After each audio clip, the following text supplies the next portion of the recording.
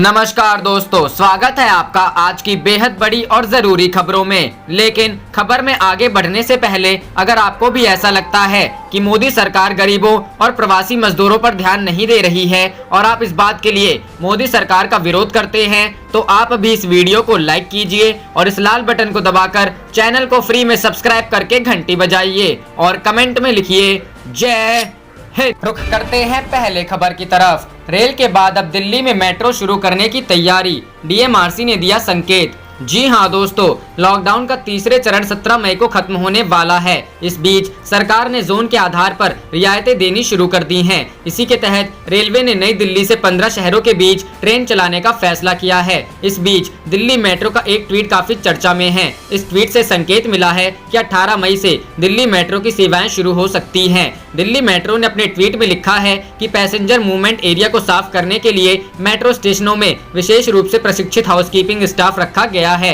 ताकि मेट्रो सेवाएं शुरू होने पर सुरक्षित मूवमेंट के लिए एफसी गेट, लिफ्ट, एक्सकलेटर्स आदि की सफाई की जा सके। संभव है कि दिशा निर्देशों के तहत दिल्ली में मेट्रो सेवाएं शुरू कर दी जाएं। सफर के दौरान मास्क पहनना अनिवार्य होगा। साथ ही सफर करने के लिए आरोग्य सेतु ऐप फोन में इंस्टॉल करना अनिवार्य हो सकता है। हालांकि इस बारे में आधिकारिक जानकारी नहीं दी गई है।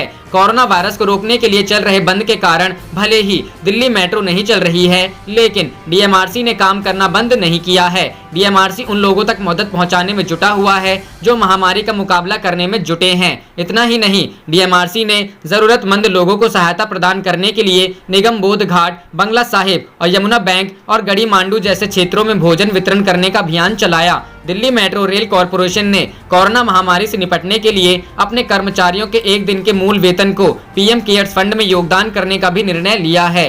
रुख करते हैं अगली खबर की तरफ। छत्तीसगढ़, रायपुर में बीजेपी प्रवक्ता संबित पात्रा के खिलाफ एफआईआर दर्ज। जी हां दोस्तों, भारतीय जनता पार्टी के राष्ट्रीय प्रवक्ता संबित पात्रा के खिलाफ छत्तीसगढ़ में एफआईआर दर्ज की गई है। यूथ कांग्रेस के प्रदेश अध्यक्ष पूर्णचंद्र पाढ़ी की शिकायत पर रायपुर जिले के सिविल लाइंस थाने में संबित पात्रा के खिलाफ आईटी एक्ट और आईपीसी की धाराओं में मुकदमा दर्ज किया गया है। पुलिस के मुताबिक पाढ़ी ने शिकायत की थी कि बीजेपी प्रवक्ता पात्रा ने 10 मई को ट्वीट कर दो पूर्व प्रधानमंत्री पंडित जवाहरलाल नेहरू और राजीव गांधी पर कश्मीर मामले और सिख विरोधी दंगे व बेफोर्स घोटालों को लेकर झूठा आरोप लगाया था। पाढ़ी ने कहा कि दोनों पूर्व पीएम को किसी भी भ्रष्टाचार और दंगों से संबंधित मामले में दोषी नहीं ठहराया गया है। जब देश कोरोना जैसी चुनौतियों से लड़ रहा है, तो ऐसे में इस तरह का ट्वीट करना धार्मिक समूहों, समुदायों के बीच सद्भाव के लिए नुकसानदायक है। इससे शांति भंग होने की भी आशंका है। वहीं रायपुर जिले के वरिष्ठ पुलिस अधीक्षक आरिफ शेख ने सोमवार को बताया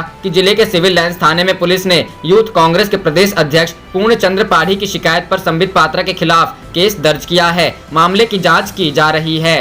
रुख करते हैं अगली खबर की तरफ। बीजेपी विधायक को भेजा गया जेल, रंगदारी जैसे कई संगीन आरोप। जी हां दोस्तों, झारखंड में धनबाद के बागमारा से भारतीय जनता पार्टी के दबंग विधायक ढुल्लू महतो ने सोमवार को अतंतहद न्यायिक दंडाधिकारी संगीता के कोर्ट में आत्मसमर्पण कर दिया। न्यायालय ने विधायक को न्यायिक हिरासत में लेते हुए जेल भेज दिया। फरवरी महीने में ही पुलिस और विधायक के बीच लुका छुपी का खेल जारी था। प्राप्त जानकारी के अनुसार बिहार के मुजफ्फरपुर के एक व्यापारी के हेवी मेशन पर कथित तौर पर कब्जा जमाने और रंगदारी का मामला ढुल्लू महतो पर दर्ज था। इसी मामले में ढुल्लू महतो ने सरेंडर किया। वैसे तो पुलिस रिकॉर्ड में ढुल्लू महतो के खिलाफ लगभग 3 दर्जन मामले दर्ज हैं, जिनमें से कुछ मामलों में विधायक बेल पर भी हैं। जेल की सलाखों के पीछे चले जाने के बाद अब पुलिस बाकी मामले में ढुल्लू महतो को रिमांड पर ले सकती है। कतरास की कमला कुमारी यौन शोषण प्रकरण भी इसमें शामिल हैं। दरअसल बागमारा से बीजेपी विधायक ढुल्लू महतो सत्ता बदलने के साथ ही परेशानी में पड़ गए थे। पुलिस लगातार उनकी गिरफ्तारी को लेकर दबाव बनाती जा रही थी।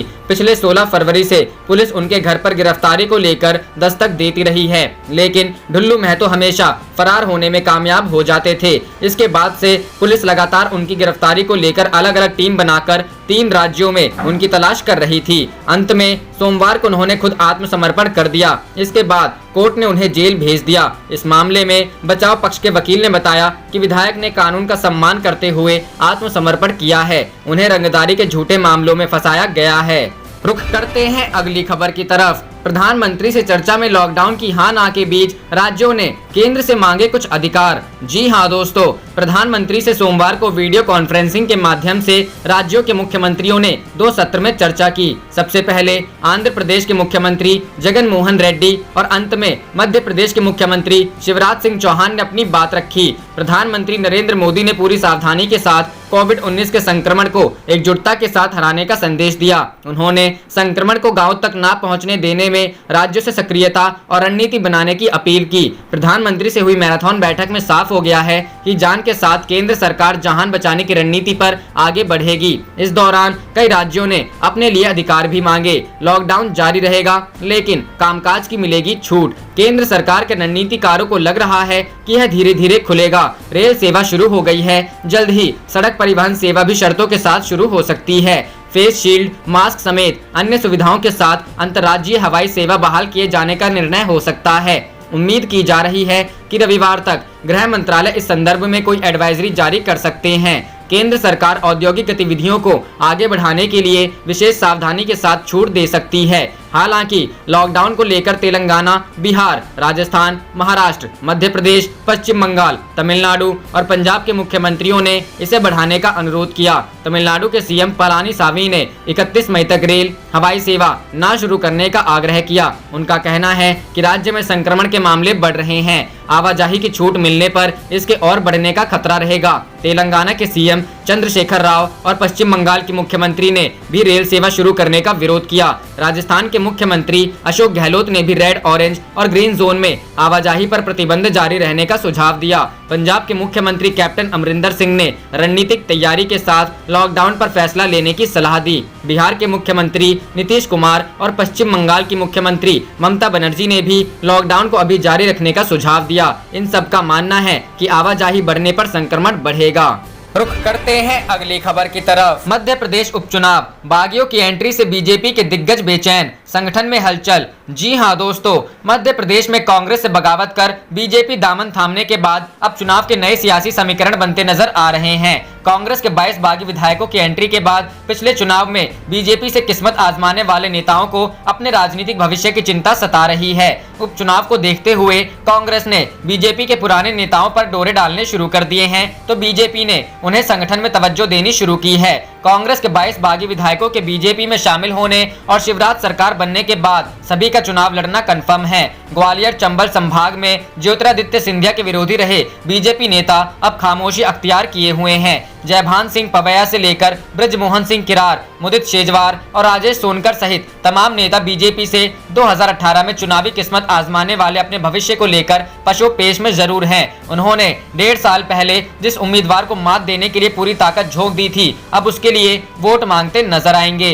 रुख करते हैं अगली खबर की तरफ। राहुल गांधी की श्रम कानूनों में बदलाव पर आपत्ति, कहा ये श्रमिकों के शोषण का बहाना नहीं हो सकता। जी हां दोस्तों, देश में फैली कोरोना वायरस महामारी की वजह से लगभग 1.5 महीने से उद्योग धंधे ठप पड़े हैं। अर्थव्यवस्था को पटरी पर लाने के लिए कई राज्यों ने श्रम कानूनों में कई बड़े बदलाव किए हैं, जिसे लेकर कांग्रेस नेता राहुल गांधी ने सोमवार 11 मई को उन पर निशाना साधा है। उनका कहना है कि श्रमिकों के शोषण और उनकी आवाज दबाने का बहाना नहीं हो सकते हैं। राहुल ने ट्वीट कर कहा, अनेक राज्यों द्वारा श्रम कानूनों में संशोधन किया जा रहा है। हम कोरोना के खिलाफ मिलकर संघर्ष कर रहे हैं, लेकिन यह मानवाधिकारों को रौंदने, असुरक्षित कार्यस्थलों की अनुमति, श्रमिकों के शोषण और उनकी आवाज दबाने का बहाना नहीं हो सकता।